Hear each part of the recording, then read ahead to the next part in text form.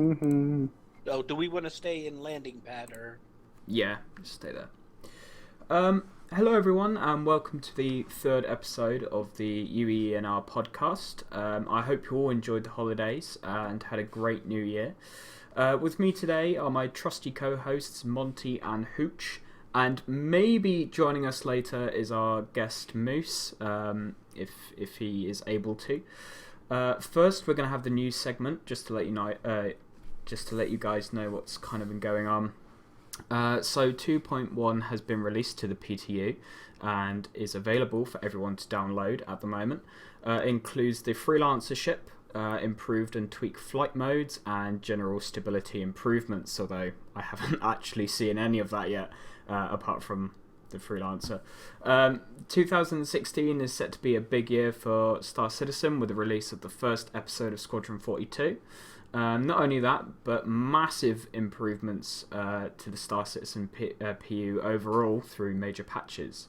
I'm sure we can expect 2.2 to be released in the next couple of months or so. Also, check the UEENR Facebook page for current rules of engagement in the PU 2.0 and 2.1. Anyway, how was everybody's holidays? Boring. Mostly boring. Yeah, it was all right. Just mostly worked. Yeah. Saw a weird truck orgy. Yeah, What? talked to a skeleton. Yeah, I All saw good that. Stuff. Yeah. Nice to say that somebody was high over the holiday. Well, that's just a normal day, my friend. Nice. So did everyone get what they wanted? Did Santa deliver all of their presents? I didn't really want anything, to be honest. Yeah. Yeah. Just general. Just everybody had a good time. That was good enough for me. Okay. Awesome. And Rory, did you get all that you wanted? Did Santa deliver? Before Christmas I finally got hold of an Idris, but Well, I would say that's a pretty bloody good present. yeah. And a hip flask made by a tartan manufacturer. Oh, nice. Bit of an odd choice of manufacturer, but never mind. Wouldn't it just leak?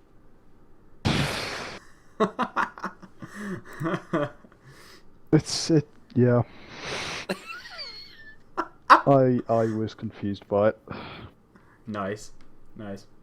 Okay, so what have we all been doing in the verse recently? You know, have we been playing much Star Citizen, or have we just kind of been sitting on our asses I would if I could. over Christmas? Because I know I did, that's for certain.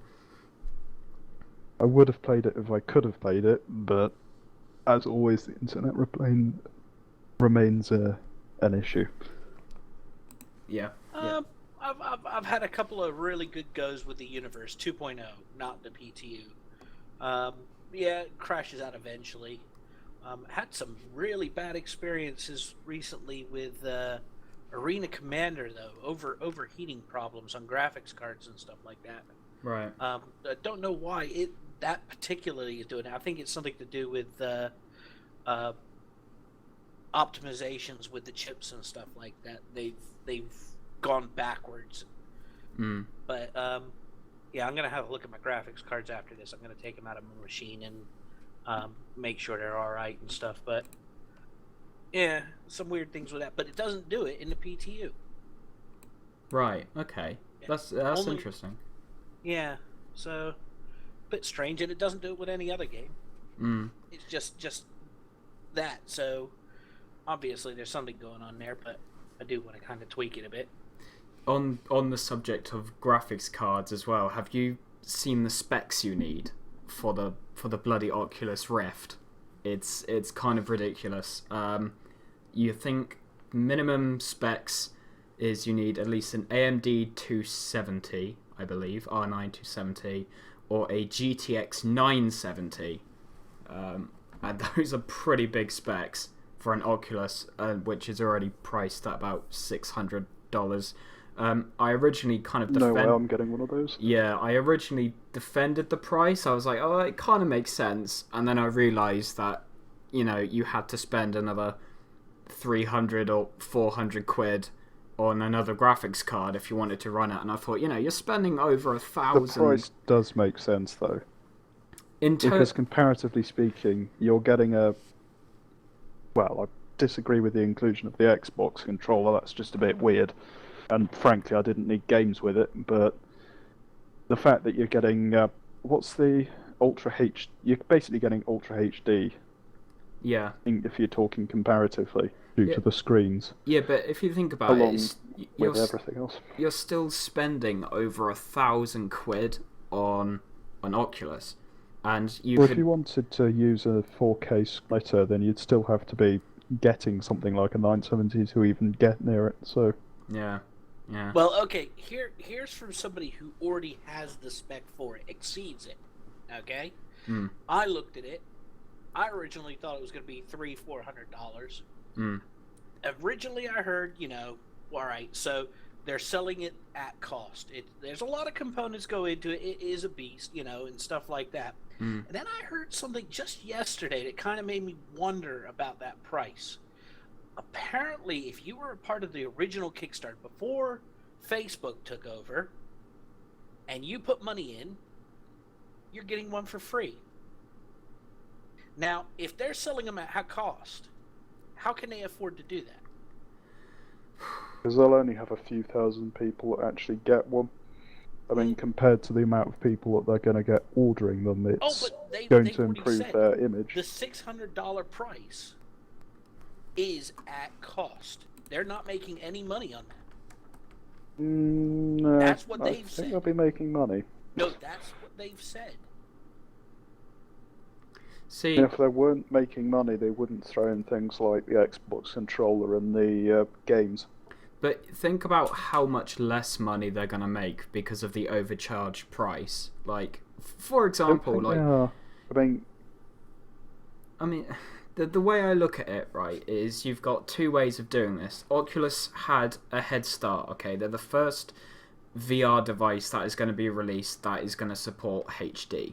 Now, thinking about it, it probably costs, I don't know, maybe about 200 quid to actually make as a single Oculus. So you're looking at about 200 quid each, okay? If they had slapped on an extra, let's say, 150 quid, okay, that's already 350 quid, okay? So you've already made a profit on that.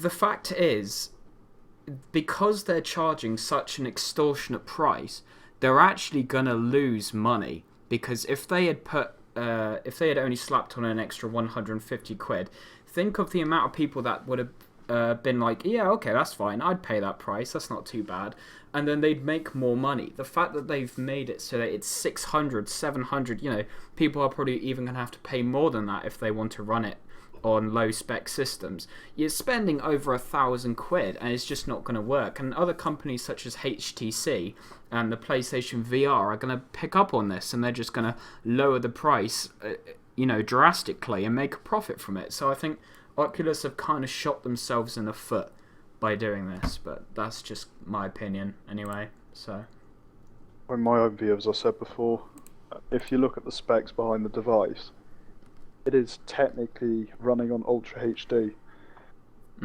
So it's going to have a lot of in there to operate Ultra HD on such small screens. I mean, it's not coming through as Ultra HD, but the combined screen power is. Yeah. And if you look at the price of a 27-inch Ultra monitor, that's £500 or £500. In the realms of technicalities, not that badly priced. That combined with the fact that it's got technology for monitoring your head position and everything else.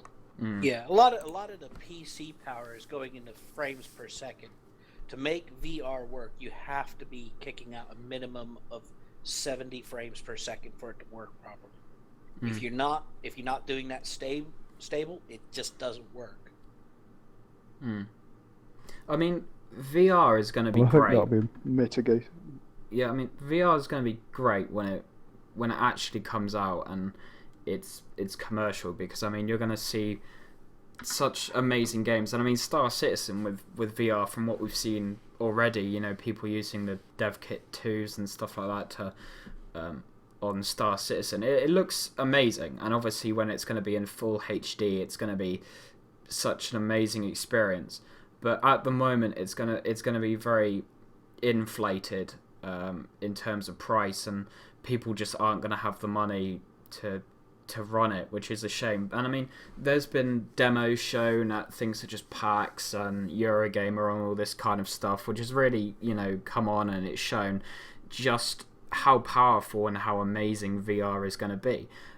You know, there's that one demo with dinosaurs and the whole T-Rex and that kind of thing. And I mean, the entire development studios are creating games just for the Oculus and just for VR. So I mean, it's going to improve the gaming industry, you know, in such a massive way. But it's just too expensive at the moment, and I think it's not profitable.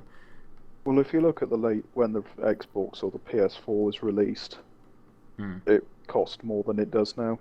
Yeah, they were working at a loss when they released them. Yeah, but the new technology, they don't know whether it's going to sell particularly well, so they're trying to back it up. When the technology sells, as it sells, the price of the components goes down, then that's when they start making their money, which is the same thing they've got going here. But what I'm talking about is they're saying they're selling them at cost. They're selling them at cost. They're not making any profit right now. Yeah, that's probably true for the moment. They're going to have to ship so many orders before they make money. I mean, regardless of how much they charge for them, that's still going to be the case for a while, until they've covered all of their development costs and everything like that. Even if they stuck $1,000 price tag on there, that would still be the case. And in saying that, they sound nicer than they are. But it's business, so... They're also, I imagine, once we've got over this order business, they're going to offer them by themselves without all the games and the controllers with them. Now, I could afford so that'll bump down the price as well. I could afford one, and it's actually aimed at a lot of the games I play. You know, things like Alien Isolation was made for it. DCS made for it, but I don't know about that initial $600. Even though I could afford it, I'd get it. Yeah, even though I could afford it, that's not quite the point. You know, there's also the other side of the coin here, which is what is their quality control going to be like for their first lot? I never go out and buy something brand new straight out of the, you know, in that early a phase, because there are always issues. Well, they have released 2 dev kits, so... Yeah, have you looked at the difference? No, I've not been able to afford one, so I haven't bothered. Yeah, the difference is the DK1, between the DK1 and the one that they're bringing out, they're huge. There's a hell of a lot more components going into the one they're releasing. And they're all new components. They're all, you know, I'd look at the DK2. Sorry? Probably better off comparing it to the DK2. It's slightly DK1, more DK2. recent. I just meant the DKs, you know. Yeah. Well, I suspect most of it isn't so much components, but actual streamlining of the design. Well, yeah, and in the first release, it's not going to be very streamlined. I'll see what they're like when they come out. I mean, at the moment, because I'm a student and obviously students can't afford much, I mean, I would like to get the Oculus, and I'm sure, you know, with the job I've got, Students, go out and get jobs. God, yeah. Well, I've got a job. So I mean, well, then you shouldn't be poor. Yeah. It's just at the moment it's very much a kind of do I eat this week, or do I buy Star Citizenships, or do I, buy Oculus Rifts? And, as much as I'd love to get the Oculus, and I'm sure it's definitely worth the investment, I just don't think it's profitable for a lot of people to get it at the moment because, there's no real games that I have at the moment which is really going to allow me to use the Oculus well. I mean, there's Armor, maybe. I mean, I've played very little of DCS. Oculus Rift. I don't know if the Oculus Rift works on Star Citizen 2.0 Alpha at the moment. I'm sure it does, but that's going to have to be seen. So, for me to buy the Oculus, it doesn't make much sense at the moment. So I think I'm going to be waiting until it's much lower in price, or Star Citizens actually come Here's out. Here's an idea. Like that. You're in college. Just get in with that one kid that everybody hates because they're rich and they always get all the nicest stuff. Mug them. Yeah. No, this is Britain. Yeah, that mug would be them. frowned upon. I'm not talking about using a gun. Yeah, just use very harsh words. And say you're going to write a letter to their relatives saying how bad they've been. And that's it. Curtis gets it. Yeah. Anyway, has anyone actually played the 2.1 patch on the PTU as of yet? No. I've been keeping up with what they've been saying. They're up to D has just been released. Apparently it is quite stable. Although that is second, third hand I'm hearing this, it's very stable. I did download the PTU 2.1 patch the other day, and I don't know whether it was just this day, I don't know whether they've patched it yet, but I was having just incredibly large lag spikes, and I mean these lag spikes were just making it so unplayable. Because I mean, the word in the street is that server related because they weren't put on as powerful of servers as the full release. Yeah. So what's happening is people are loading into the PTUs and they're just killing them because they've got a network problem right now, which involves, right, you got 8 guys on the server, right? One of them goes off to one comms array, one of them goes to other comms array. But for some reason, the net code is telling everybody where all the AI are. Yeah. So they're trying to what they're trying to fix that, and they have this issue with the servers not being on the most powerful, the PTU not being on the most powerful equipment. The D, which was released today, apparently cleared up a lot of that. Right, okay. Well, hopefully, because I like the new flight models they've got in. The flight models feel really freaking nice now. And from the very small amount of time I had yesterday playing smoothly, or as smoothly as you can, there were really nice flight models. I mean, they've obviously tweaked it so that the bigger ships turn like big haulers. The Retaliator moves like a bus, whereas the Hornet is now very much a fast little fighter that can zoom around left, right, and center. So I mean, yeah, in terms of from what I've actually played at the moment, it's enjoyable. And I mean, the play, although it was laggy as hell, I got at least 30 minutes of gameplay, without crashing. And, that's something I just can't say on the normal 2.0 at the moment. I mean, just earlier I was playing 2.0 and I was crashing left, right, and center.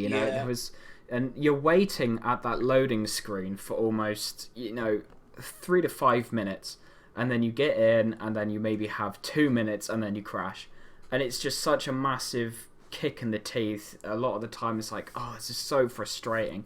And I know it's going to get fixed because, that it's RSI, it's Chris Roberts. I'm sure it's going to get fixed. The QA team are very, very good. And I mean, the community's been brilliant, in terms of reporting bugs and all this kind of stuff. And from what I can actually see, 2.1 is in a much more playable state than 2.0. It was just the lag I was having, which was the problem. But yeah, that's pretty much been my 2.1 experience anyway. So. Well, no matter which one you're playing on, if you're playing on the regular or the PTU, you're playing on an alpha. Yeah, exactly. What I mean, how much stability are people expecting on an alpha? Exactly. Every alpha I've ever seen, I mean, I've barely seen a few alphas because you don't normally see them. You don't normally see it until beta. Yeah. And even betas aren't as stable sometimes as some of the stuff I've seen come out of CSI. RSI, yeah. Well, whichever it is, Cloud Imperium Games, CIG, so far. So, I mean, there's got to be a bit of give and take, and a bit of, I think there's a bit of managing expectations with a lot of people. They don't realize that, this is alpha, what do you expect? I mean, there's a lot of talk as well at the moment on Facebook. I don't know if anyone's actually seen this on Facebook. I was on the actual Star Citizen Facebook page earlier, and there was a post about griefing, and there seems to be a lot of people saying that there's a lot of griefing and stuff going on at the moment. What are your guys? What is your guys' opinion on griefing at the moment? Because obviously there's nothing physically we can lose in the game, but I say at this moment in time, as things are, let the griefers go at it. Let them do as much as they can, everything they can think of to grief as many people as possible. Because I can guarantee you CIG is watching, they're listening to what people say, and everything they come up with, somebody's going to come up with a way either to stop it, prevent it, limit it, make a rule about it. Yeah. So the more they get out the way and the more they do now, you see where I'm going? Yeah, the better. Yeah, I see where you're going. I think most of it will be fixed with ship locking doors on ships and no fire zones at space stations. Oh yeah, there's going to be lots of stuff, but the more we let them go at it right now and grief the hell out of everybody, the more we see what the kind of stuff they're going to try to do. Yeah. I mean, from what I've played, I haven't actually come across anyone who's griefed me yet. So I guess I've been lucky in that sense. I haven't had anyone who has, on purpose, just genuinely been a dick to me. From the community that I've played with so far, I'd say with the people that I've actually met on the PTU are actually very friendly. In every time I've interacted with someone in chat, they've always agreed to help me. I was flying my Retaliator earlier, and I managed to get a full crew, which was just so amazing. It is such a great feeling when you have an entirely crewed ship. I mean, we all landed on Korea Station, we all got out, we all got firearms, we then all went over to Kovalex, and it was just such a cool and amazing experience. And I mean, that's not to say that there isn't such a thing as griefing, but I think there's so very little griefing at the moment because, I mean, sure, people are going to test the waters, they're going to blow your ship up just for the sake of blowing it up because, they fucking can. But this early phase, it can't really be called griefing. No. That's the thing. No, it's not. And it's just playing the game, it's testing the waters. Yeah. Yeah.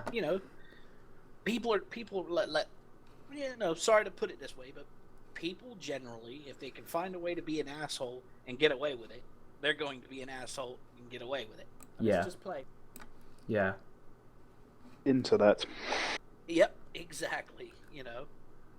I mean, and I'm not going to say I'm completely innocent here. I haven't gone out of my way to grief anybody, like, fly my ship at Olazar and somebody or anything like that. But if I see somebody at one of the stations and I'm in my ship and I just happen to accidentally pull the trigger and blow them away.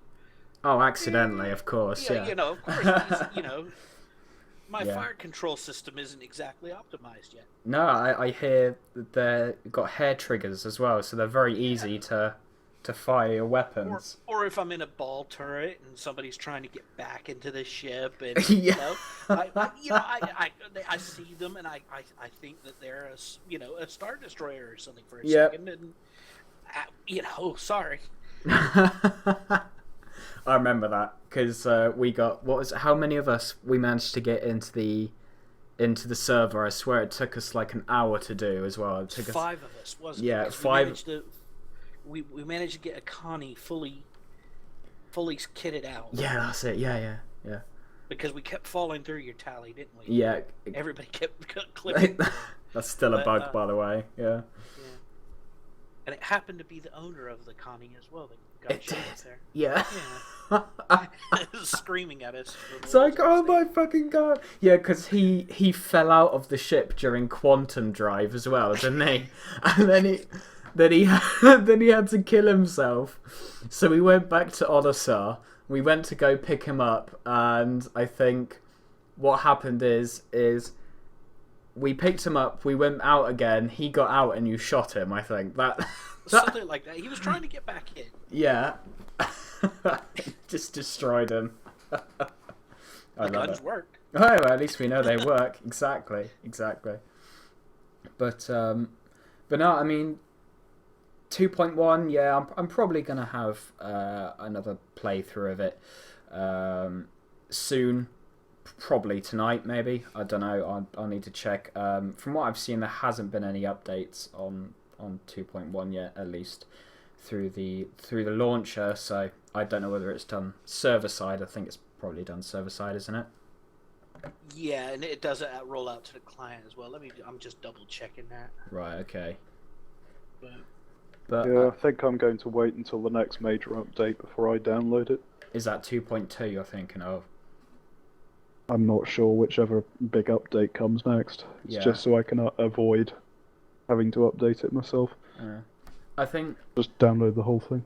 The best thing for you, Monty, is obviously don't bother with the PTUs and just instead focus on as you said, the big updates, so the 2.1s and the 2.2s and stuff like that. So 2.1 is out on the PTU, and this was only 22 hours ago. Right, okay. And apparently that's the most stable that they've seen so far. Oh, fair enough. Do we have any information on what's going to be in 2.2? I mean, is that when we get the seamless planetary thing? I mean, I'm not too sure on this one. I don't know. No, seamless planetary entry will be many updates away at this point. Right, okay. I'd expect it half a year at least. Yeah. They're also saying that the further updates aren't going to be feature related. So they're not going to be pushing a feature with an update. What they're doing is they're just whatever they can get into it, they're getting into it. Right, okay. They're not going to say, all right, well, the such and such ship is going to be out in 2.5 or whatever. It's just going to come out when it comes out. Yeah. But what they're going to try and do is they're going to try and get more patches, at least one a month. Fair enough. Because, I mean, the way I know what was happening before Christmas is just before the Christmas break, they were absolutely smashing out updates, weren't they? I mean, they were doing one every night. So, obviously, I don't know how they're going to deal with it this year. I don't know whether they're going to calm down now that it's past Christmas and instead focus on other things, or whether they're going to continue to kind of focus on getting as many updates for the PU out as possible. But yeah, it'd be interesting to see where this goes, because as I said, 2016 is going to be a huge year for Star Citizen. I mean, first episode of Squadron 42 is going to be out. I'm so fucking excited for that. That's going to just be insane. So, what are you talking about? Are we on borrowed time now because we've extended past the 90 days? What do you mean? Oh, we were given 90 days, weren't we? Oh CIG yeah. and Star Citizen What? was supposed to collapse over Christmas, New Year. Oh yeah, it was, wasn't it? Yeah. Yeah. I remember so that we're now. on borrowed time. We are. Like, that's it. Star Citizen's done. That's it. Yeah. We're fucked. Oh, as our great Lord and Saviour, Derek Smart, spoken up. Yeah. Apparently he's having a stroke just about daily now. Shit. Vaporware confirmed. Yeah. all our I presume in 90 days, when somebody sticks this on his Twitter, they'll get banned from his feed and told, Oh, they already did. I never said that. They already did. You know, funnily enough, I ripped into Derek Smart about the whole irony thing, and I still haven't been banned from his Twitter yet. So it's interesting. I don't know whether he just didn't understand the fact that I was ripping into him, or he's just kind of thought, nah, I can't be fucked.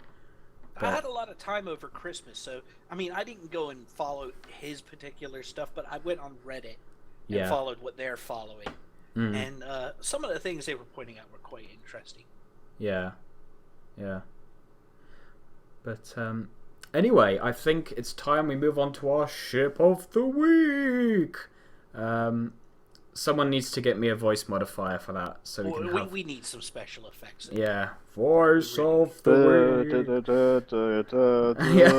Oh, there you go. That's it. We've got Monty for that now. That's it.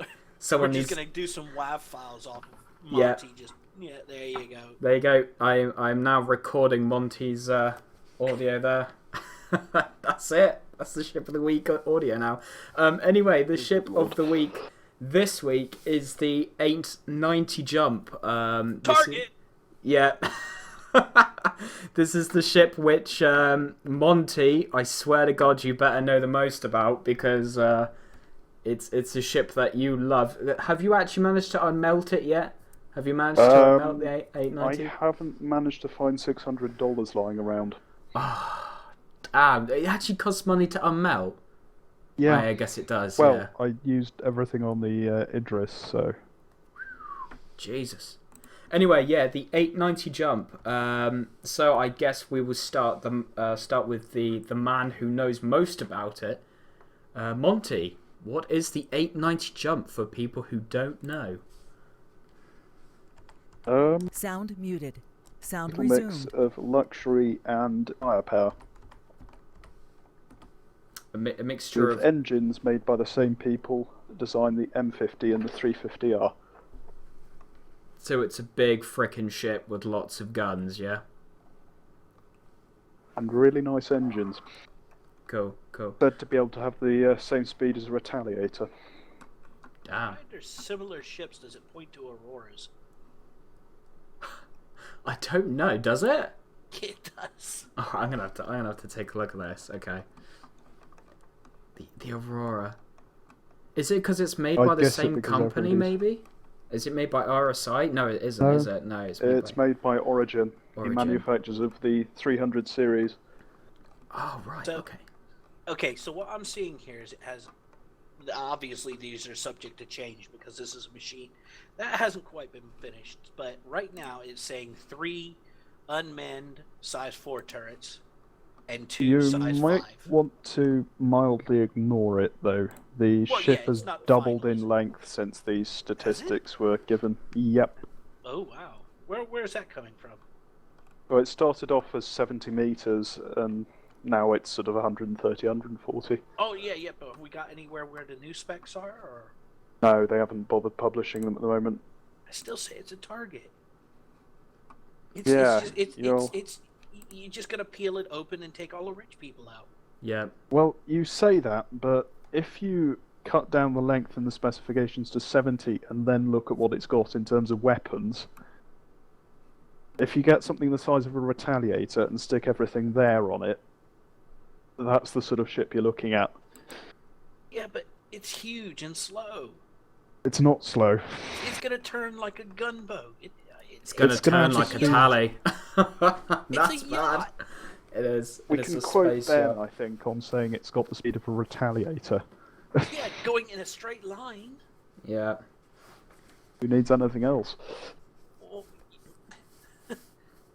From what I see, I think the 890 is going to it will be a great ship to kind of not only cargo but to also patrol with retaliators, because I think if I've got this right, it has special anti-missile defenses, it has point defense turrets. Yeah, point defense it's turrets. One thing it has better than the Idris.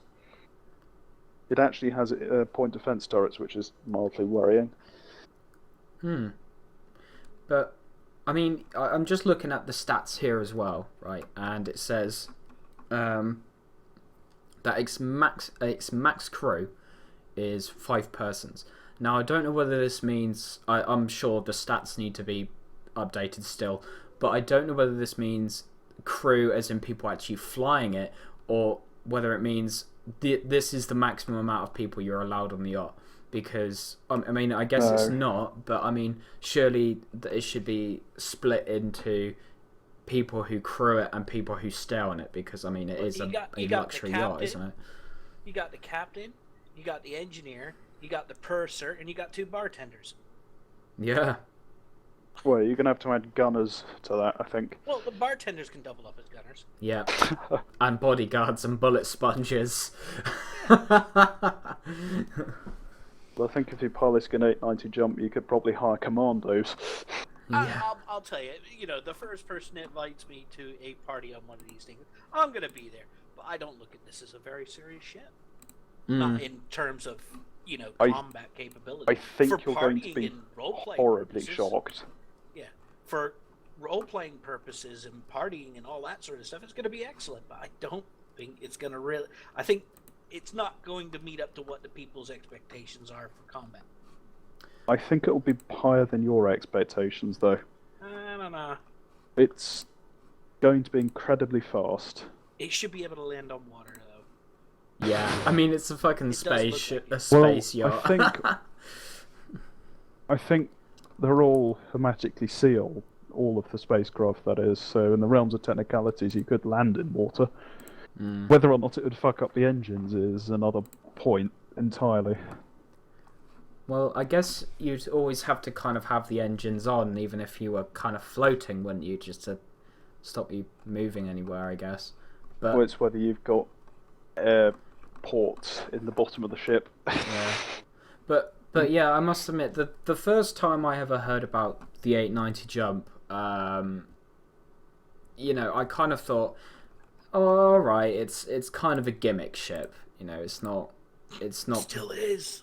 Yeah, I mean, I'm certainly not going to be rushing to get one anytime soon, because I mean, I just don't think I'll need it, to tell you the honest truth. I mean, fair play to people who have got it. I hope you enjoy it the best you can, but it's certainly not a ship that I'm going to be rushing to get or anytime soon.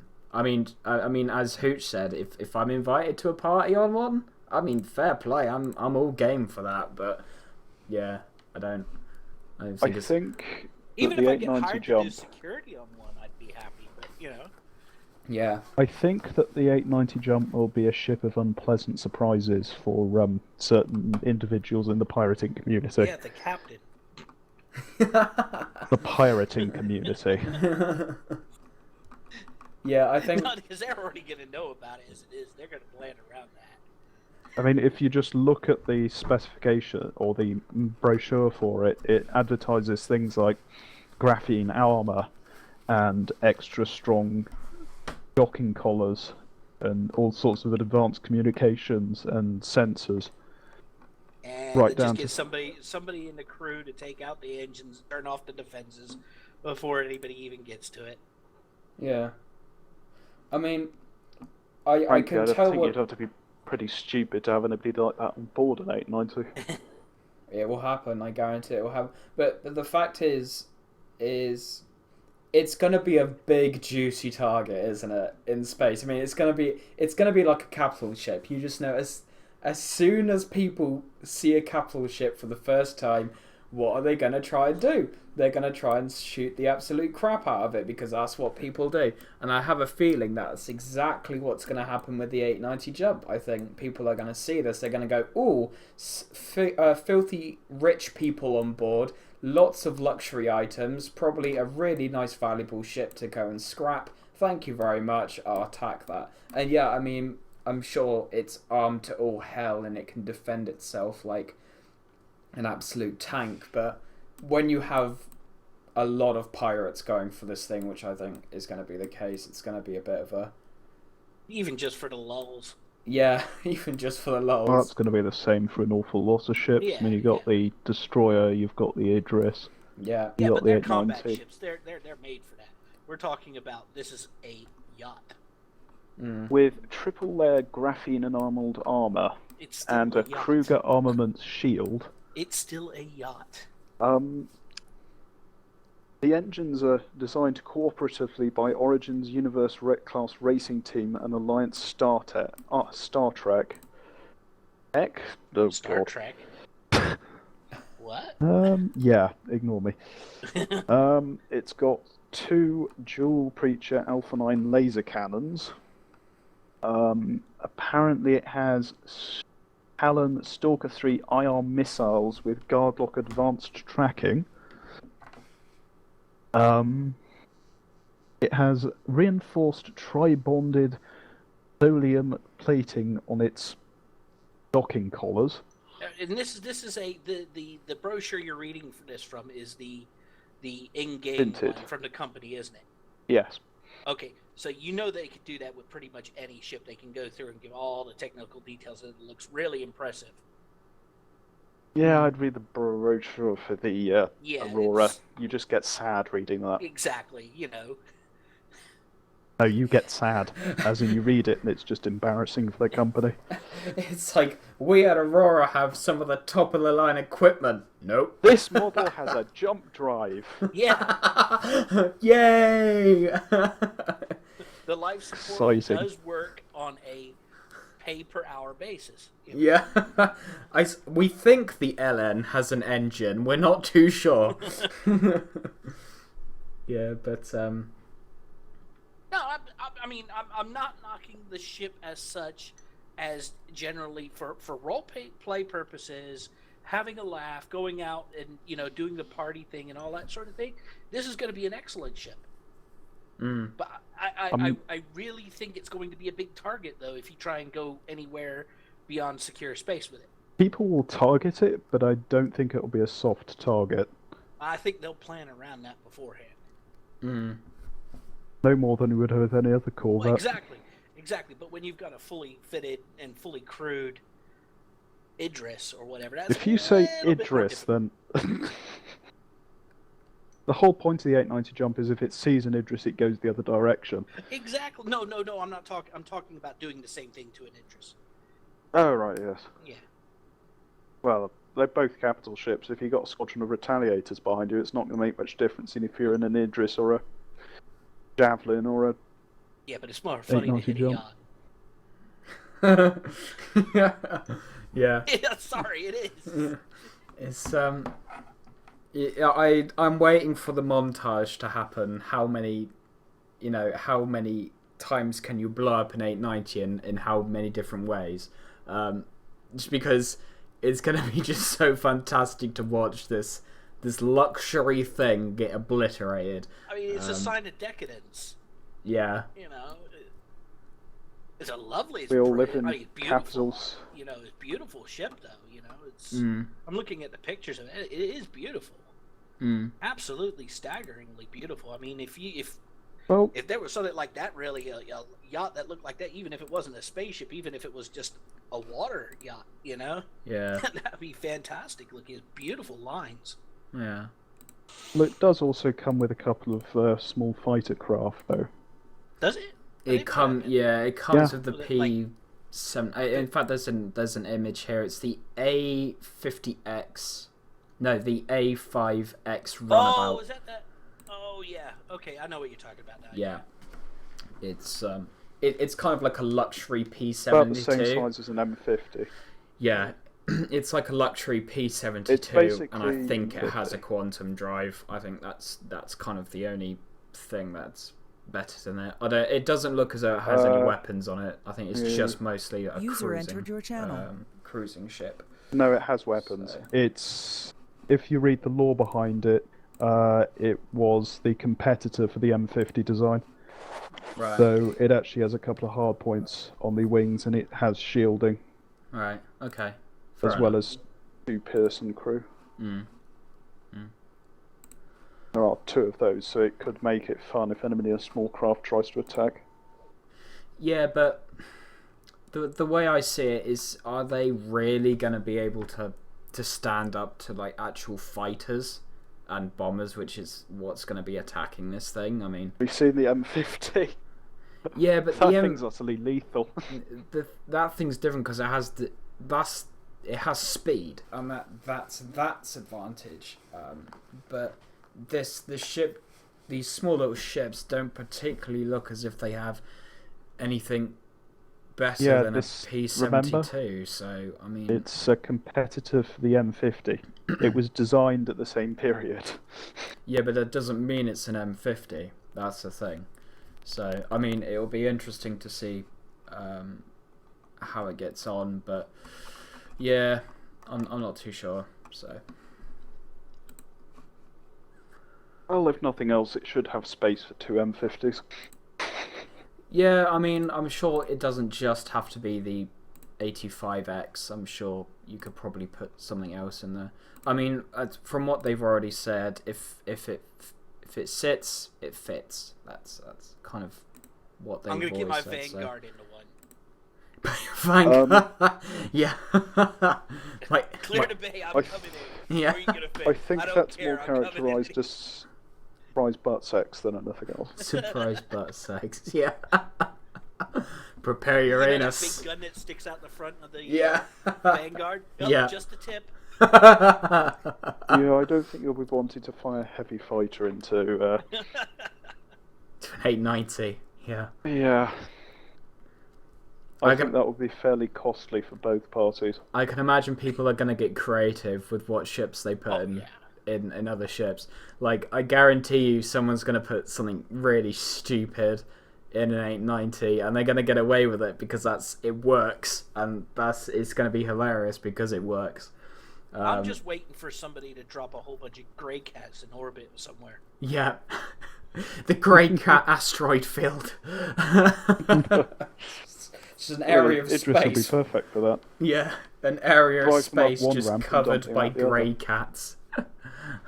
Buddy entered your channel. A wild moose appears. A wild moose has appeared. Right. Hello, good sir. How are you? Welcome.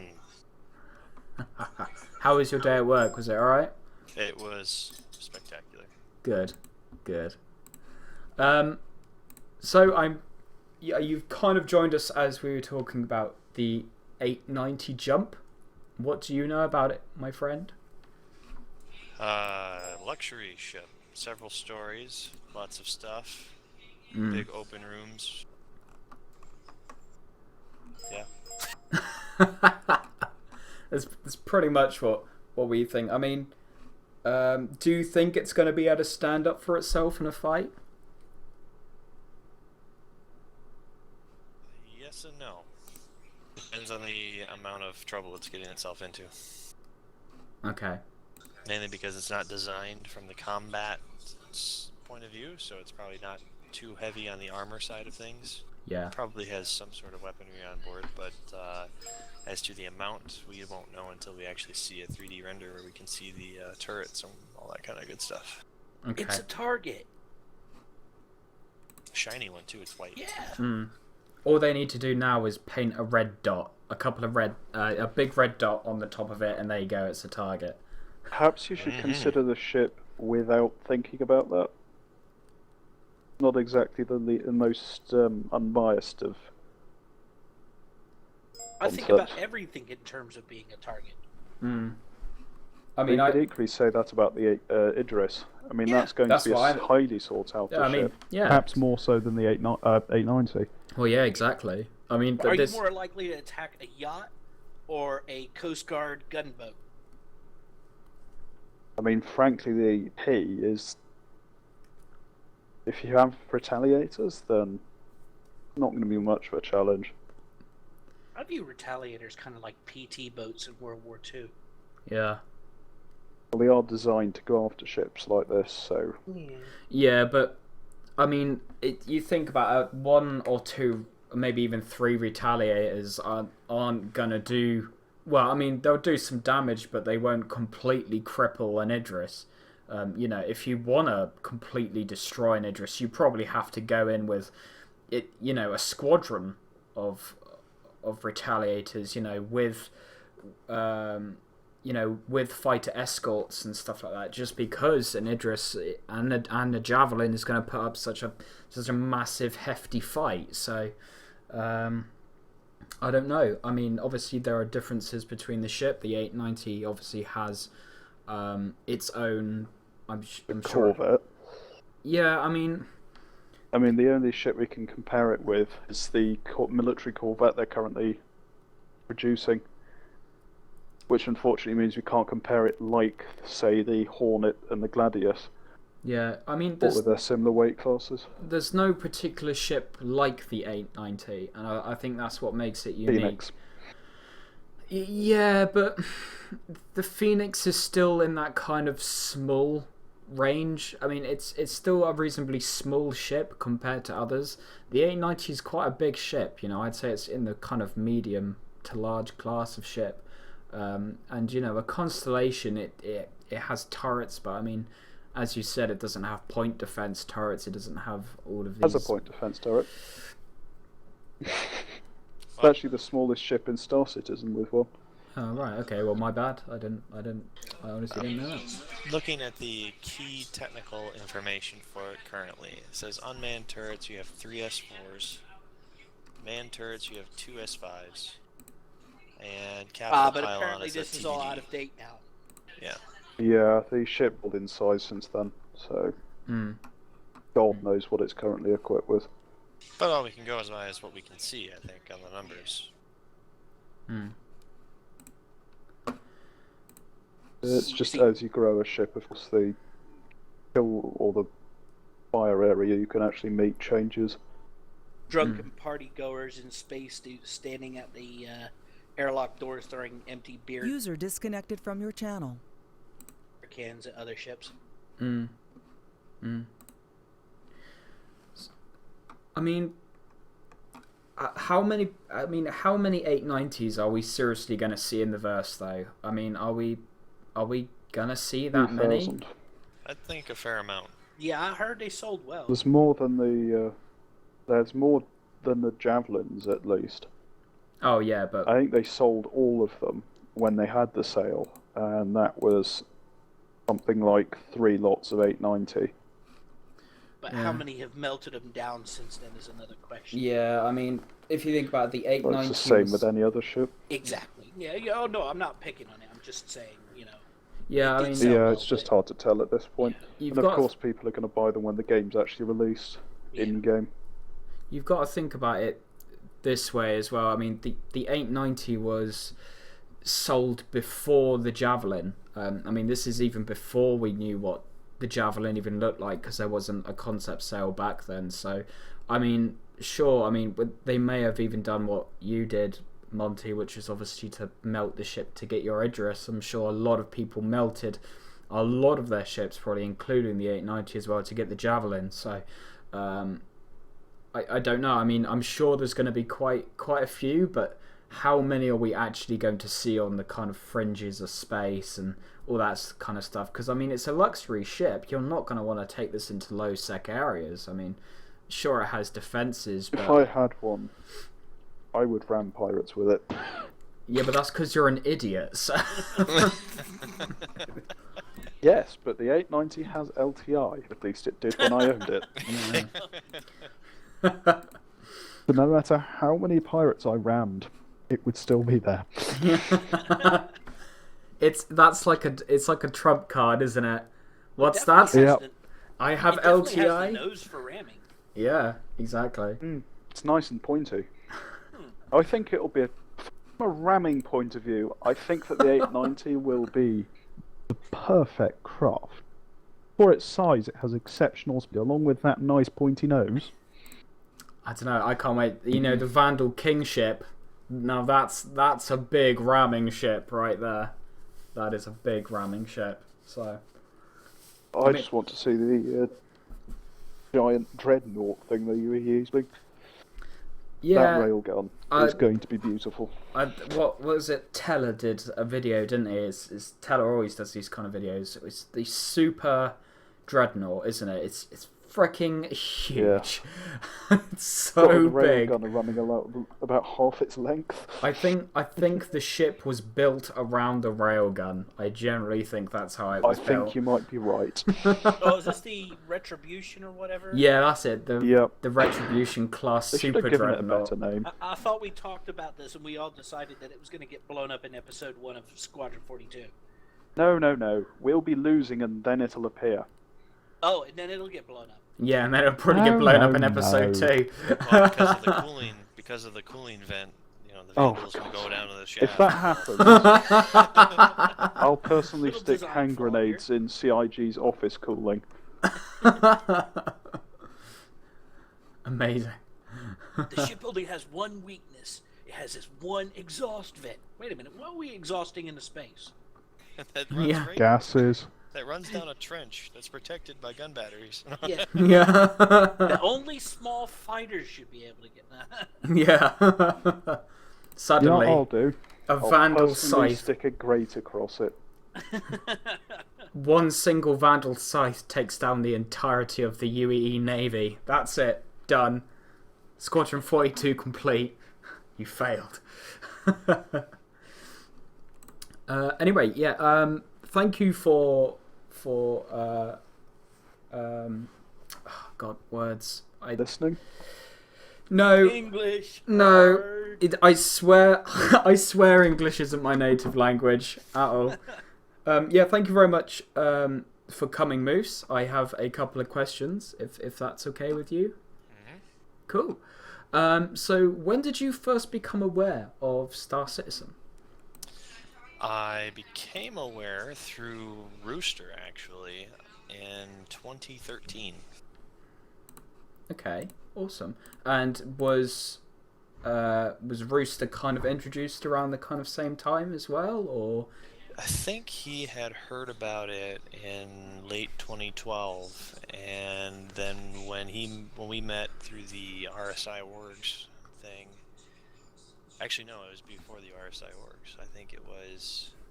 I'm trying to remember where. Maybe it was in the forums, somewhere there. And shoot, no, it wasn't even in the forums. Yeah, now I gotta think about this. It was because I had never even heard about it, and I think he had mentioned it to me. So I actually Googled it up to find it, and strangely, Star Citizen brought me to Robert Space Industries, which I thought was really weird. And then I figured it out from there. So. Oh, nice one. It was February or January of 13, somewhere in, or 14. So And originally, and that's how you got sucked into the cult, did you? Yeah. because we're a Down cult now, with the aren't we? sickness. Yeah. All hail our great and glorious leader, Chris Roberts. We shall give him Open all your of our wallets money. and bend over. Yeah. Kevin has an idol. Assume the holy position. He does. He has an idol, right? The lamp. Yeah, Oh, yeah. exactly. Oh, I hail the accidentally lamp. bought 2 of those. What, you bought a lamp? 2 of them. Are they for real, like on sale, that particular one? Yes, you can buy it in the other store. I'm gonna say that would be pretty awesome. That's to have fucking a- awesome. Have a lamp with a base plate that says, like, you know, Star Citizen something. Star Citizen lamp. That's so good. Why haven't I heard about this before? Voyager Direct. Yes, it's available for UEC in the Voyager Direct. Oh god. Oh my god. It was I need embarrassing. to get one. I need to get one. I think we should really take this into like a manufacturing perspective here, guys, and make some money off of it. Oh, hell We'll yeah. Make little trophy plaques and bolt them to the bottom of these lamps and sell them. That's how we do it, guys. We need to get the exact same lamp that they have. And we need to manufacture You this. too. You too can own a lamp for 2,000 UEC on the Voyager Direct store. Oh, I've got 2,000 UEC. Little bit of product. Oh, God. this is Okay, it. Store Voyager Direct. Where are you going there? Store Voyager Direct. Hanger decorations. It's near the bottom. Oh, decorations. Okay. But to finish with that, so I met Rooster there, and then got the SC stuff going, and then I purchased my first package, which was the Hornet Tracker. Nice. Does it still exist? The tracker? I think it does. It just hasn't been updated, I don't think, with any of their new stuff. There it is. There's the lamp. There it is. Do I have 2,000 UEC? I have 2,000 UEC. I do. Oh, yes. Probably link this to the live streamers out there. I should. For anyone who is interested in buying a lamp, which I think you all should be, here is the link. There's even a religion. Yeah, there's There is even a religion. lamp-based religion. There is also an organisation which I believe is actually quite religious popular as well. organisation. Yeah. Yeah, it's I one of don't the know biggest about- orgs. Don't know about you, but I would be incredibly honored to be that lamp. I mean, think in your memory, you will live on forever in this universe here.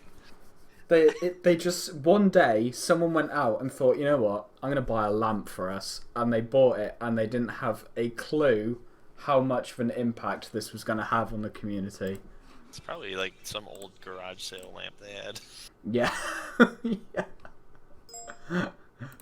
Anyway, this next question is: what was the first ship/ships you bought, and what ships do you have at the moment?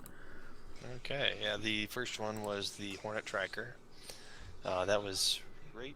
I think it had already been, or it was before or after concept sale, so it's not LTI. I think that was my first one. Then second came the Anvil Gladiator for the torpedo bomber. Missile spam, yep. Love it. And the last and latest one was the Saber. Nice. And do you still have all of these ships, or have you melted and upgraded all that kind of stuff? Oh no, I have them all. You have them all. I've only Nice. purchased ships that I intend to use, so melting them is not an option at me for this moment. I'm just Not going until- to add it. I Not just until have to add. something awesome comes out. So I just have to add at this point that we've only seen Moose and a Gladiator, so we can't confirm the other two. well, you'll see me in the tracker as soon as having a radar means something. Good point. Nice. Okay, well, 1 second, guys. I'm doing something amazing, and I think this is gonna be great. You're gonna very Now I'm much. concerned. You're very much going to appreciate this. One Is sec. it a promotion? It's not. You'll see what is happening very soon. Damn it. I still remain the lowest ranking capital ship captain. Yeah, I think that's kind of funny, actually. I'm not gonna lie. Okay. Join the UEENR. Yeah. See, I'm going the smart way. I ain't going for rank because I don't want to be responsible for anything, especially the way I behave. Who on earth said I would be responsible? Well, I mean, it's your own ship, though, so, you know. Exactly. That's Oh, what you should God. call it. Irresponsibility. Yeah. HMS The irresponsibility. UEENR lack of responsibility. Yep, that's it. That or the incompetent, but... Hey, that's good too. I like that. The UEENR, I didn't do Ink. it. Yep, Could be ink for short. exactly. There we go, guys. We've got it. Oh god, this is going to be amazing. Please work.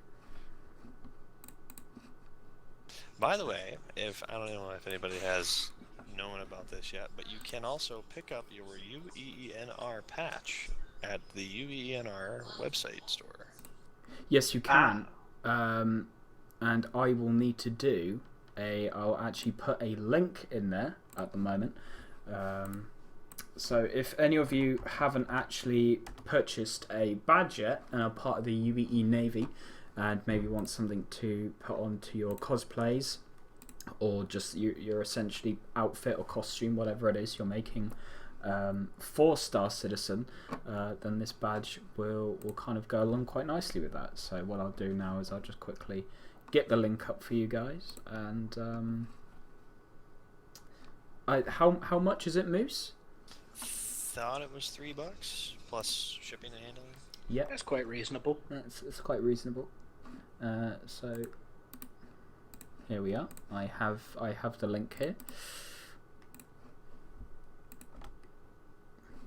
So if you go over to that link there, and if you want to purchase the badge, it's only $3, and I don't think there's a shipping cost. I'm sure there probably is, actually. I think there is a shipping cost, but it's not that much, and it's a really nice badge. You get a certificate that comes with it as well, so it's definitely worth getting, guys. It's pretty cool. Now, anyway, on to the third question. I was going to ask. Have we skipped something amazing? I don't know. Have we? I don't know. You said you were doing something amazing. Oh, give us 1 second. It's going to be done reasonably soon. There's a lot of build-up now. So there was a lot of build-up. No pressure here. It was so amazing, Hooch, you missed it. It was so good, you didn't even see it. It was so great. Hooch, you were too slow. I was drunk at the time. It's a real shame, though. Right, give us 1 sec, guys. 1 sec. On to bigger and better things. Yeah. All right. So I guess I'll continue questioning and taking us back then. Yeah. What are you most excited about for Star Citizen? Let's see. Okay. Excitement. Okay, yeah. I would have to say the most excited thing I can think of is the idea of having any sort of ship to planet action happening. Ah, so you like pupil to space video and all That's the. right. Yeah. Yeah, if you can go from walking around, driving a dune buggy, jump into the cargo hold of a ship, take off, and end up someplace else without loading, that's awesome. I've thought of something. Uh-oh. We're going to have to get to Idris, get them so their flight decks are open opposite each other, turn off the internal gravity. Well, no, we can't do that. No. Then, at one end of one ship's hangar, you have a Grey Cat buggy. You accelerate to maximum speed, jump out of the end of one hangar, and fly into the other Idris. I think I've heard of this before, but it was not in the mention of a Grey Cat. It was for the underground. What was that? Underground racing circuit that they're talking about doing. The idea is to get a bunch of ships that have the hangar capabilities or the through and through flight mode abilities, like an Idris's or something like that, and then set them up somewhere randomly, random time and space, and have unsanctioned racing. I believe I've heard. Cool idea. It's not working. The awesome thing that was meant to be awesome is not working, and I'm so annoyed right now. I am disappointed now. It was... Okay, you know the I Love Lamp thing you put in the link? There was going to be a massive screenshot of that on the podcast, but it's just... it's not doing it. So, fail. Well, that will be the splash screen for next week, however. There will be a massive I Love Lamp splash screen. So, there we go. God, this podcast has gone off the rails very quickly. No, we're still in the questions. We're good. Yep. Okay, what are you most excited about for Star Citizen? Okay, we're on to the next question. I already asked that one. Oh, okay. God, here we go. I'm so far behind on this. Jesus. Okay, why did you join the UEENR? I think it was because of Hooch's good looks. Wow. You just were earned the yourself brownie easiest points person there. ever. Yeah. I thought it would be the It cookies. was me and Hawk had actually talked about it probably, I don't know, it was 6 months at least ago, and it was when I think Rooster's an instigator, I'll tell you that much. It's always Rooster's fault. God damn it, Yeah. It does Rooster. seem to come back in a lot. Yeah. He ended up talking to someone with the UENR, and then got chatting with Hawk one day, found out about the council, the fleet council. Then Rooster brought it to my attention during one of our little meetings, and that's where that started. Basically, me and Hawk chatted for about a month, and then figured out that we were pretty much on the same page as to what we wanted to achieve and what we were doing. Yeah. And I was sort of in that area where I needed to I wanted the group to expand a little bit, because 15 just wasn't going to be enough. So decided to pair up with the UENR and see where that can go. Cool. Awesome. And God blimey, I am not on it today. I am really not on it today. So what is Don't your... worry, we'll put you out of your misery and replace you by the next episode. Good idea. But the 199 Hitman didn't work over Christmas, so It didn't. yeah, you know, I'm 199 going and to a spend a packet of cheesy whole Wutzes 5 didn't get 'em Imperial British pounds. You're going to have to upgrade, I think. killed. Yeah, Yeah. at least to a tenner. Oh, I don't know. That's maybe too much. Let's keep the flow moving here, gentlemen. Let's keep going. I'm going to use 5 British pounds. Fine, in Brit. currency. Well, fair enough. I mean, that's more than what Hooch spent, so it I think that'd be about $7. I don't know. What is the exchange rate? Why are we talking about exchange rate anyway? Well, we're talking have a about look. killing you, but exchange rate is by the side. Yeah. Okay. Oh wait, no, that's VAT calculator. No, I need a God. currency converter. Jesus, what are we... So, Moose, Yes. favorite ship God. that you've flown, worst ship that you've flown, you know, $7.26. Where do you sit with the ships? The best ship I think that I have flown would have to be the Gladius. The maneuverability, firepower ratio that it carries with it is pretty outstanding at the moment. Really, I thought you were gonna say Gladiator. The Gladiator is okay. With that one I can't get into a close battle. The missile capability, the torpedo lock on, it's a standoff ship. It's not a uptight and with turning targets kind of a ship. Very easy to break a lock. Versus something like with the Hornets or the Gladius, they're very easy. Well, it seems easier with prime maneuverability wise to keep a target in your frame of reference to lock on and engage with that. Okay, now the flip side, worst.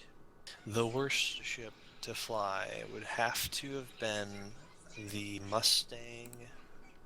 It wasn't the Gamma. It was one of the Mustangs. I don't remember which one it was, but the thing was basically a flying tugboat dish. Oh, I've got my About the best I Delta. can- My Delta makes some strange noises when you're pulling high G's. Yeah. Because the Aurora actually wasn't that bad. No, I'm mean- not joking about my Delta. I'm serious. That thing makes some really strange creaking noises, and wow, you know. Just The wondered wonders of exactly. science. Yeah, the build quality. I've got some questions about that. Well, And- according to its lore, it's made with experimental new materials. Right. Well, duct tape. It's called plastic. Yeah, duct tape. No, they don't use duct tape. They use masking tape. Oh, masking tape. Duct tape. Masking much. tape, actually. Duct tape would simply weigh too much. So, You've got to have that sporty lightness to it. So Moose, what is your role within the organisation? I am the Rear Admiral now, I believe, according to Hawk. Which would mean that I think I oversee most of the tactical wing operations until he designates otherwise. The important question is this a higher rank than lieutenant? Yes. Sadly it is. But it doesn't mean that I can control the actions of any lieutenant out there, since we only have one. I operate as a sort of secret base. I appear when you least expect it. Lieutenant is kind of like the code Wearing a word. red hat. Nobody expects the Navy Reserve lieutenant. He's like the Inquisition, That's except the, lieutenant. We will deploy the lieutenant. Take your 890 and ram that. Yeah. No, that's his I fly an signature Idris ship. now. Yeah. I have even more responsibility.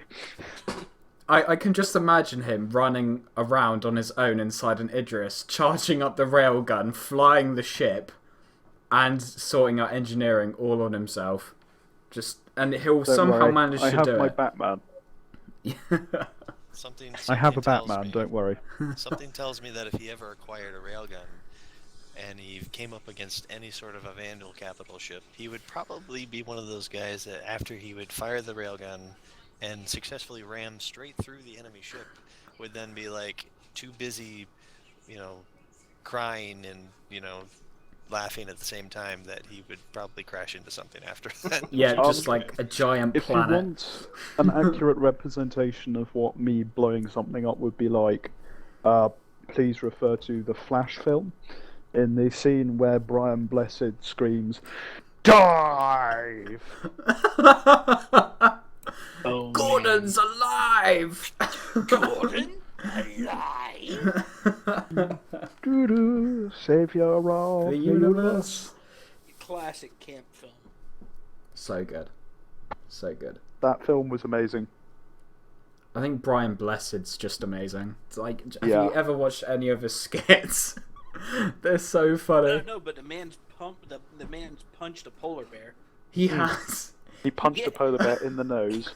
He climbed up Mount Everest, got near the top, and then the person he was with forgot to fill their oxygen tank. He was rather annoyed about that. And he became a hair's width distance from actually going to the International Space Station. Really? Wow. Yeah. Could you imagine him on the International Space Station? I can't imagine him not on planet Earth. That's the Yeah. thing. He's just so legendary, that man. He also delivered a baby in Hyde Park, I think. God fucking damn it, Brian Blessed. Jesus.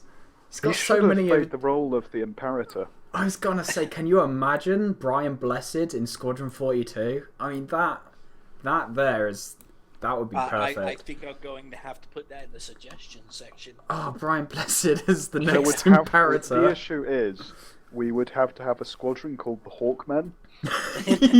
Dive! Dive, my Hawkmen! You have seen the movie we're talking about, right, Moose? No. You've not How seen have the you not Flash watched- Dun Gordon? dun dun dun dun dun dun dun Flash. Ah. I've only heard. I've never sat down and actually watched.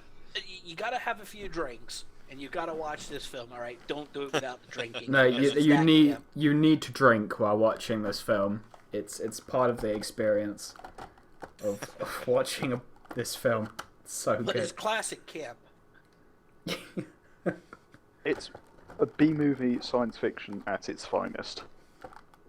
I mean, And it has Queen doing all the music, so... yeah, which Yeah. is good. Yeah. I mean, like, I would even go You to got say, Brian Blessed and Queen. It's a winning mix. I would say that if you can sit through Wing Commander, you can sit through Flash. Oh, easy. I would rate Flash to than Wing Commander. Yeah. Let's be frank. Chris Roberts, I love you, but Wing Commander was so bad. So The bad. movie movie wasn't or- terrible. I mean, I like It was the bad. route they were trying to take with it. Yeah, it's just... I mean, as soon as you realise that it's Shaggy from Scooby-Doo, I think that's it. the illusion kind of dies out a bit, and you're kind of like, well, where's Scooby? Where's Velma? But It's Fred. you got to remember, at the time that came out, he wasn't Shaggy from Scooby-Doo. He wasn't, no. No. Because I remember going to see it. But we're watching it with hindsight. Yeah. Do you think he ever looks at his career and is like, the fuck have I done? Like, Wing Commander and now Scooby-Doo, like, what have I done? He probably was just counting the money. Yeah, I'm sure he was. I'm sure he made a ton of it. Swimming in the money. It's like, Wing Commander? Scooby-Doo. Wing Yeah. Commander? Scooby-Doo. Well, he was in that Scream, wasn't he? The first one. Was he? Yeah. Fair play. I mean, Sure he was. I'm going to have to think about this now, because I can't remember if he was or not. What was the question? It's, the actor who plays Shaggy in Scooby-Doo. Was he in the first Scream film? I have no idea. It's never something that's come into my Matthew Lillard. sphere of fucks to give, really. Matthew Lillard, did you say? Lillard. Lillard. L-I-L-L-A-R-D. Matthew Lillard. See, is Wing And Commander... he has been in a lot of stuff. Is Wing Commander still on Netflix? Yep. I might have to give it another watch. To be honest, I might. I wouldn't. You'll just be disappointed. He has I'll be been in a frank. Chris fantastic Roberts' amount of movie films. career. He was in Scream 2 Scream. and Scream. Ah, right. Oh yeah, Rooster's just put down in chat. Yes, he was in the first Scream film. Awesome. Always nice having a rooster around, I suppose. Yeah. It's nice having. It's good to know he's on the sidelines backing us up. It's good to know. Or is he just like monitoring? I think he's monitoring. I think he's seeing which one of us he's going to demote and which one of us he's going to promote. Oi, Rooster, give me a bleeding promotion already. You two. You two, Moose. I know you're listening. That's it, Matthew Lillard. Yeah. Or Lillard, yeah. That's a Matthew Lillard was born in Lansing, Michigan. Oh, fair enough. Well, there we go. We have learned something new today, children, and that's what it's all important. See, Squadron 42 is going to be kind of movie quality level. It will be interesting to see if someone maybe does try and make an actual movie out of it as well, or a movie in the. Thinking Chris Roberts probably will. Yeah. I mean, why not? You could double the bang on the buck. I don't know. Is Monty watching the Twitch stream right now? I don't. I thought. Wait. I thought Lieutenant was your highest goal in life. You need a Promotion for Excuse me, but I'm Lieutenant Commander.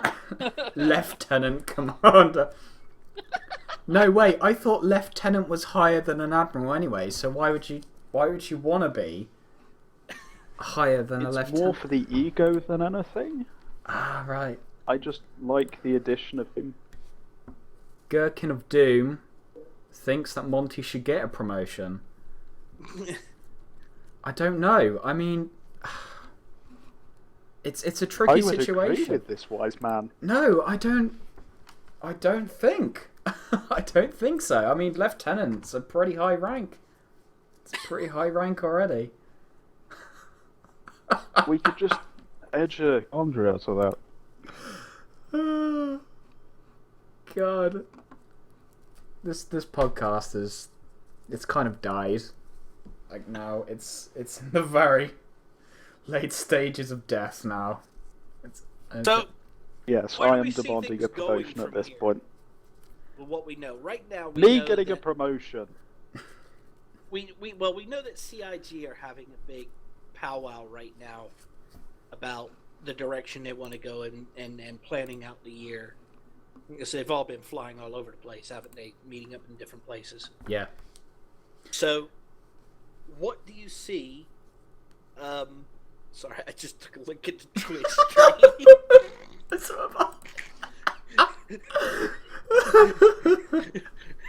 Supreme Queen's Lieutenant. There you go. There you go. It's official now. What do you think is going to be their priority first? You mean for this coming year? Yeah. Stability with 2.1. Yeah, I can agree with the that. live branch.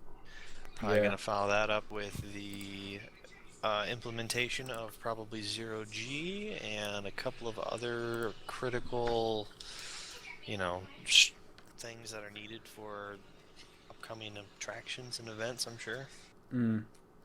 I mean, I know Squadron 42 is a big thing for them right now, isn't it? Especially with Foundry 42, like that's their big thing at the moment, isn't it? That's what they're pushing for, because they're, if I'm right, they're the ones working on Squadron 42, whereas the LA offices and They certainly are. yeah, the LA offices and that are kind of on the PU. Is it Austin? I think Austin's on the PU, and the LA studio is. I think the LA studio is doing a bit of everything, and then the rest of them are kind of specialising. But yeah, in terms of what they're actually doing this year, I think it's very much, obviously, as Hooch and Moose has said, stability on the PU and Squadron 42. I think that's kind of what we're going to be seeing. So.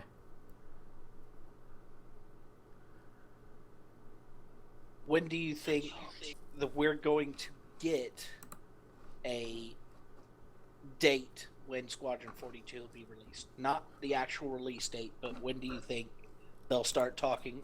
We're planning on releasing it, User entered When your I channel. get a promotion. I think that would come sometime, probably after one of the large events. We're probably that'll be something they would announce at like a Citizen Con or something like that. You think I'm that's probably pleased going to to be know a that summer? Chris Roberts will announce by promotion. You think that'll be a summer?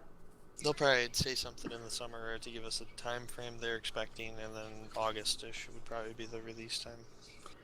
See, because I actually think they're probably further along than what they let on. Could be. Yeah. Maybe They a did have summer. all level designs figured out, I think. Maybe a summer But- release. They've been doing a lot of, what is it, like what Chris is doing right now, kind of like they run some things by them and figure out, oh, this isn't really going to work, so we got to switch it out, refilm it, or recapture some new things. Well, Add Brian Blessed. Brian Blessed, yeah. Brian Blessed Yeah. as Imperator. That's it. Yeah, I mean, Oh, but we also need Tom Baker. I'm trying to think, where is he from Flash as well? I've just had a complete brain fart. I can't remember. No, he's Tom the Baker? fourth Doctor. Tom Baker. Right, I'm sorry, I'm going to have to... Would you like a Seriously, jelly we baby? need to see a man. We need to see a man offering the Vandal a jelly baby. It's going to be a short part. Yeah, so he will die very quickly. I'm sure of it. Yeah, but he's the Doctor, so he'll get into some sort of theological discussion with said Vandal before running away giggling. Yeah. Yeah, I mean, I think... And making asinine jokes. It's as in Squadron 42's kind of release date being confirmed. I honestly, I think we're going to get a rough date No. reasonably soon. So we're going to get a rough date. No. Chris Roberts will kind of be like, yeah, it would either be this or that. Christmas whatever. 2016.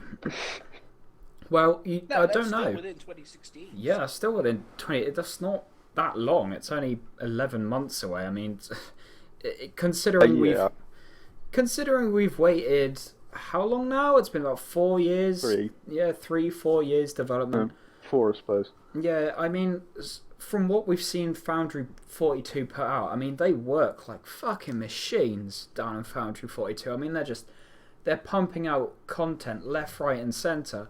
And I think I did have an idea actually on that front. What's- If they wanted to improve their productivity, we should relocate Foundry 42 to a shed. All the best things in Britain are made in sheds. yeah, but This is not true. Yeah, it is There's true. a lot of truth to that statement, and have Brian Blessed run it. Yes. Yeah, so We get could rid have of the motivational speeches by Brian Blessed and free pipes for all So- of the employees. get rid of the current head of Foundry 42. Replace him with Yes. Brian Blessed and move the offices into garden sheds. Well, if we wanted to make it quicker, we would just, incarnate Winston Churchill and put him in there. Oh yeah, there we go. We're getting good ideas I being think it would be circulated around more tech support. now. Winston It Churchill. works better We under will stress. never surrender to the Vandal. Or the bugs. We shall develop on the beaches. We shall develop in the air. We shall never stop. Underground, Yeah. in the sea, We will- in space, on the moon, at a jump point. But we will never stop developing. And we At the shall comm never station. surrender. There you go, guys. We've got it. But We have weapons. yeah. The At this point, Roos is wondering what the British people are talking about, because they're quite clearly insane. No, I think he understands because from looking at the text here, he thinks you should be. Oh God, he thinks you should be promoted to Commander Supreme of Her Majesty's Lieutenants. There you go. Very well, I want this implemented as a rank in the UEENR. Yeah, but You're gonna get Now. it from writing and this is where it's no higher than an ensign, isn't it? Nope. bosun's mate. Yeah. Otherwise, I shall be test firing my railgun when I obtain it in UEENR property. Guys, Starting- look at this railgun. Boom. Hey, Moose, I think there's something stuck in the barrel. Could you take a look a second? Amazing. But yeah, in all seriousness, I do genuinely think Squadron 42 is definitely going to be this year. I think if they are going to push it back, I think it will probably be later on in December. But I have no doubt in my mind it's going to be this year. And as I said, Foundry 42 absolutely blitz out work like machines. So I think they're going to have to get it out this year. Yeah, I'm sure If they don't, I don't think CIG is going to retain any credibility. Yeah, I genuinely think that most of it is done so far anyway, so they just need to put a little bit more work in. I'm sure there's still levels that need to be built, but they can do that reasonably easy. I mean, they have the whole of this year, so... I think there's something that we're not talking about, and that is we don't know anything Vanduul-wise. I mean, we're seeing in-concept photos of the Javelin interiors that are blocked out. Yeah. But that doesn't say anything about a kingship. That doesn't say anything about any of the We saw some lower leaked capital models. ships. Apparently, when you burn them, they smell like bacon. But see, Teller doesn't have any 3D assets of that stuff yet. I know he got I his thought he hands did. on the Void Bomber, but apart from that, I think Yeah. that's kind of it.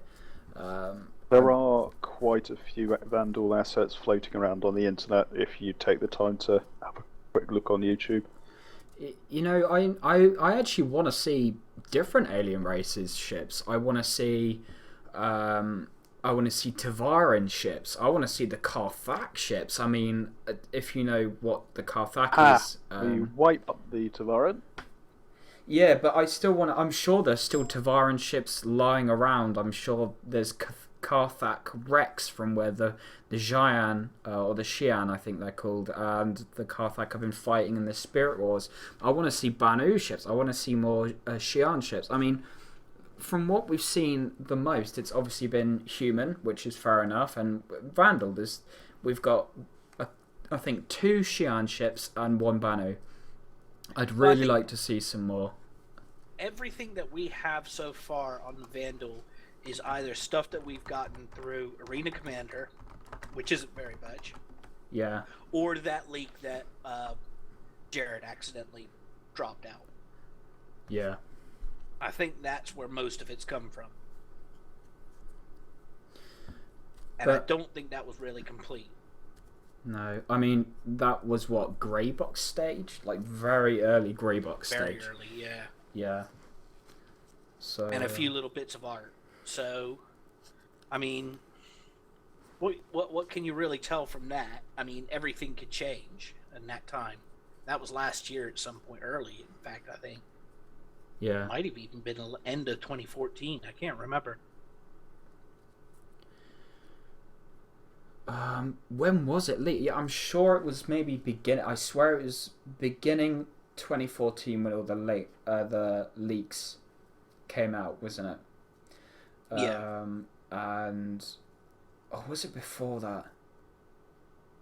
No, I think it was the beginning of 2014. The leaks came out, and since then we haven't really, seen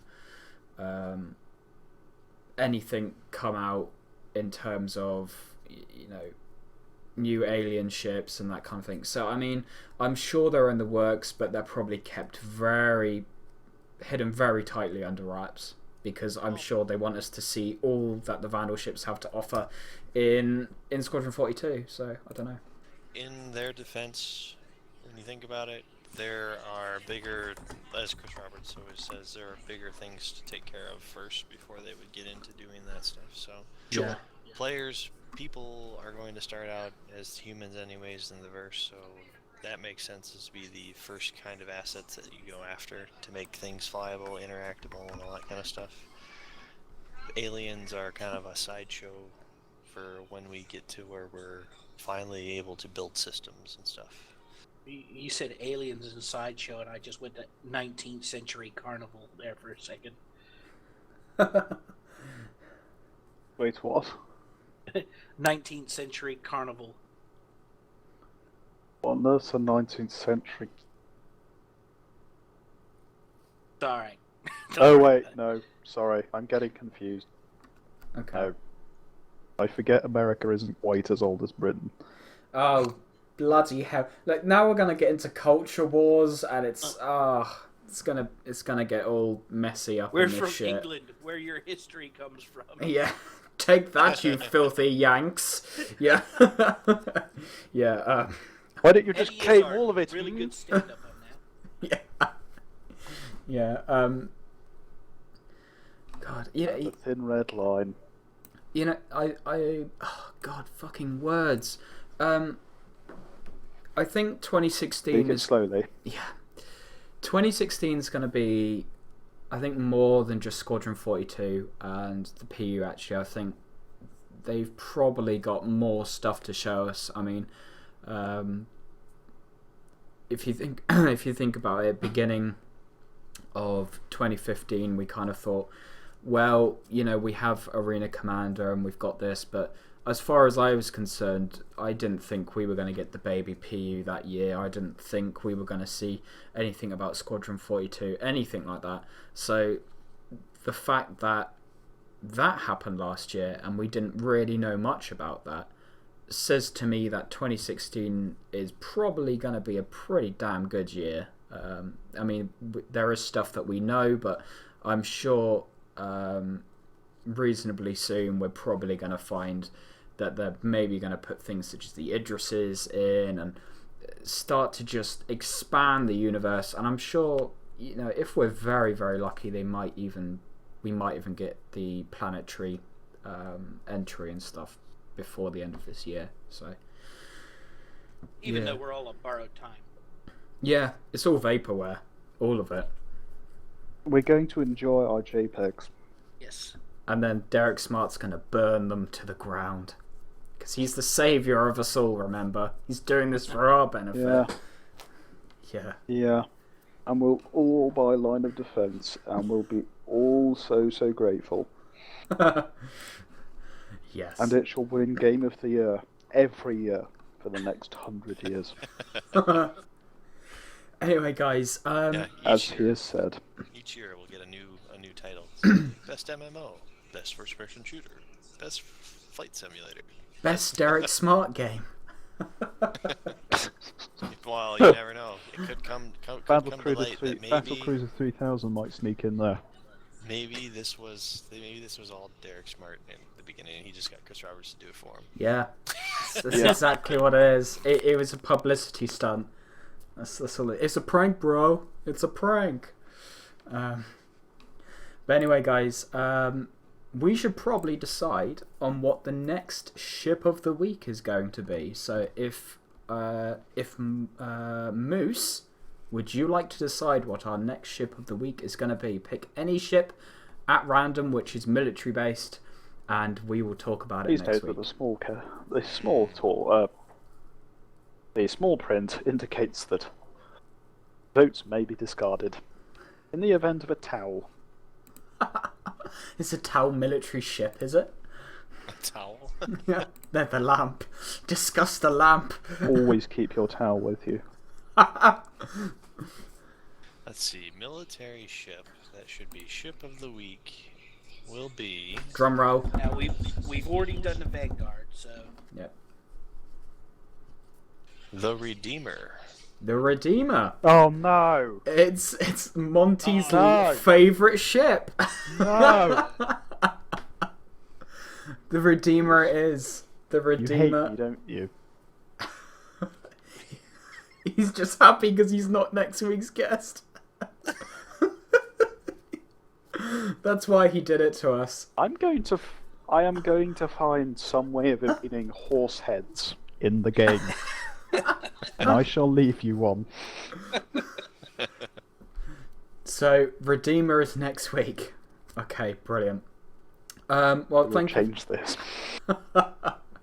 Thank you very much for tuning into the podcast, guys. It's been brilliant. Thank you very much for watching. If you haven't already, please press the follow button. It's very much appreciated. The UEENR podcast is on every week at usually 9 p.m. GMT. This week we were an hour late. I do apologise. But as Rooster just said, we are now promoting Monty to Lord Commander of Her Majesty's Most Honourable Order of Redeemers. Lieutenants! Okay. I don't know if he can redeem Next week himself. we'll finish. Next week we'll feature a 5-minute section of me chewing incredibly loudly. And now Double on to bubble. Monty's chewing section. Yes, double bubble. Alright guys, thank you very much for watching. I will see you next week. Thank you very much guys. Bye bye.